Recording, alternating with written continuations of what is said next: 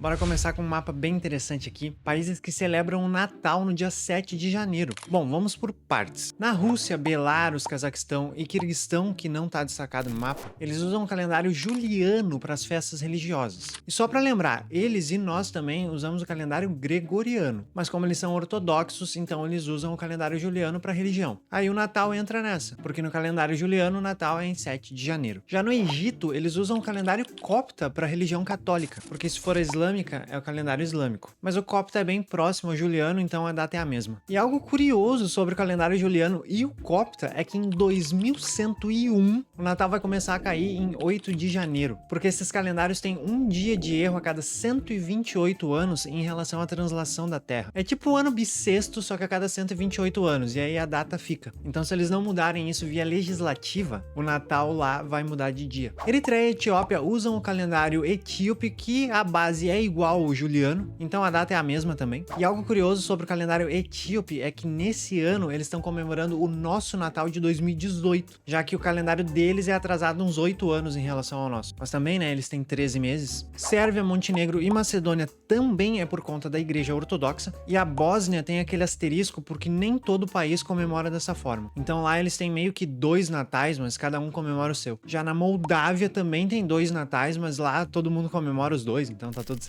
Ah, e só pra esclarecer, é 7 de janeiro no calendário gregoriano, porque no calendário deles é 25 de dezembro também, igual ao nosso. Os 25 maiores países do mundo dentro do Oceano Pacífico. 3 curiosidades rápidas sobre esse mapa. Primeira, o ponto antípoda do Oceano Pacífico, ou seja, o lugar oposto ao Oceano Pacífico no globo, é o próprio Oceano Pacífico. Só pra explicar melhor, ó, se tu abrir um furo no Oceano Pacífico, aqui nesse lado aqui entre as Filipinas e a Tailândia, mais ou menos, o outro lado do furo sai aqui do lado do Peru. E qual é o oceano do Peru? O Oceano Pacífico. Segunda curiosidade, mesmo que colocasse todos os planetas para tentar tapar o Oceano Pacífico, ainda ia sobrar 16 milhões de quilômetros quadrados, que é quase o dobro do tamanho do Brasil. E terceiro, é incrível como que até nos mapas mais simples da internet, os Estados Unidos está tentando invadir um país. Países cujas capitais têm o mesmo nome ou nomes afins aos do país. São bem poucos, na verdade. Particularmente, eu acho bem sem criatividade, mas eu passo pano pro Brasil. Porque, né, Brasília, a cidade Brasil, é o feminino de Brasil. Eu acho isso muito legal. Países com o maior número de sítios de patrimônio mundial da Unesco. Muito legal, mas mais legal ainda é ver o Brasil como um dos países que aparecem aqui. E se eu fosse citar 2 dos meus preferidos dessa imagem, um deles seria a Catedral Metropolitana de Brasília. Eu acho ela bem bonita assim.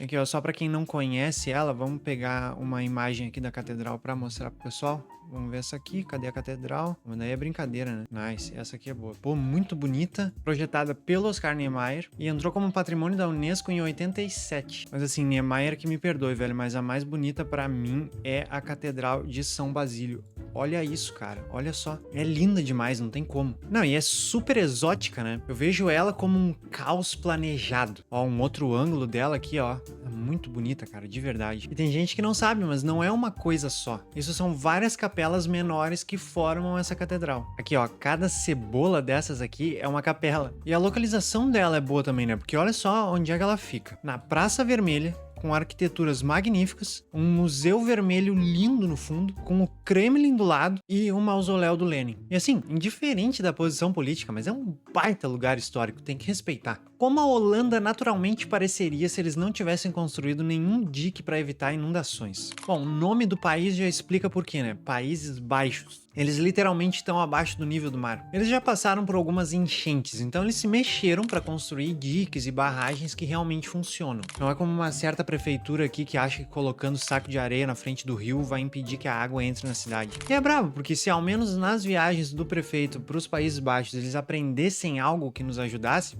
aí tudo bem. O problema é que parece que o foco dele tá em outra coisa.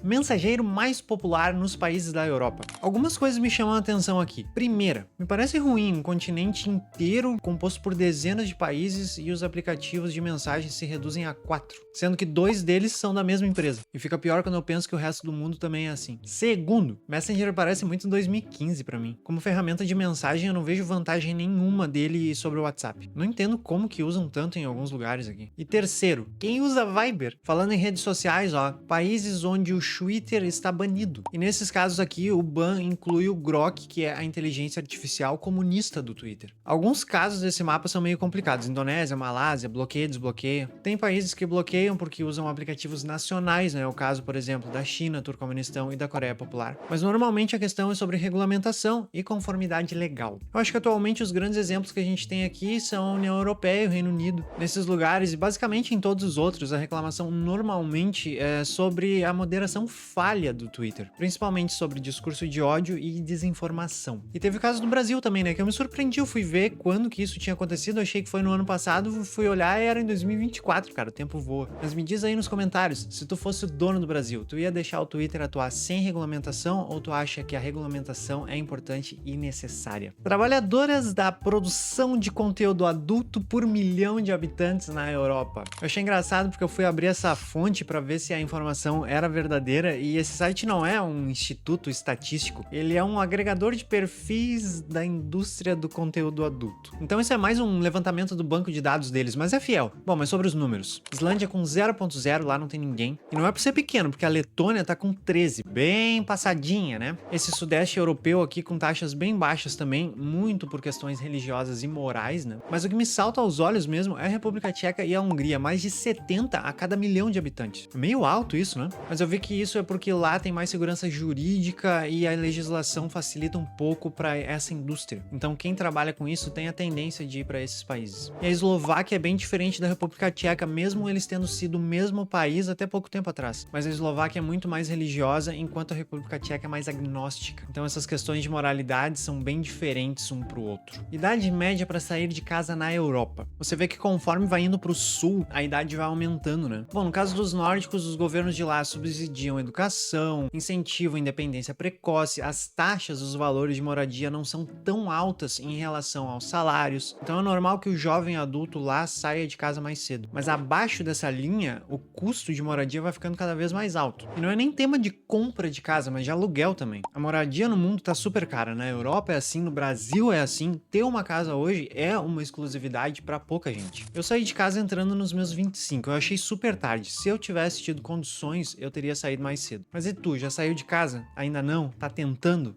Me conta aí, como a África pode ser em 10 milhões de anos? Eu acredito que essa seja a tendência dos continentes, né? Seguirem se separando e alguns até rachando no meio. E é legal porque isso aqui transformaria o mapa, né? Porque ali se criaria um mar novo, ou um oceano novo. Sei lá, daí já é querer demais de mim. Mas enfim, 10 milhões de anos tá bem longe, não é algo que nos preocupa agora, né? Eu acho que em 10 milhões de anos a minha única preocupação é saber se eu já vou estar aposentado ou não. Bebês nascidos por hora em 2025. Bom, vamos lá, dados da ONU. 2025 teve 134 milhões de nascimentos, por hora são 15 mil. Isso significa que até o fim desse vídeo vão ter nascido 2.500 crianças no mundo. E assim, o Brasil tá ali em 10º. Na minha vivência, poucos dos meus amigos têm ou pretendem ter filho. Mas eu acho que essa ideia, essa vontade de ter uma criança ainda tá bem forte aqui no Brasil. Não à toa é o 10º desse ranking. Ainda que me pareça que conforme as pessoas vão estudando sobre isso, principalmente mulheres, menos pessoas querem ter filhos. Além, claro, da questão econômica, já que ter um filho hoje custa um dinheiro que a maioria das pessoas não tem. Número de pessoas com cidadania estrangeira na Groenlândia. Aí tu pensa, por que alguém sai da Tailândia, Filipinas e Sri Lanka pra ir pra Groenlândia? Bom, basicamente é por conta da indústria pesqueira, que é bem fraca de mão de obra na Groenlândia.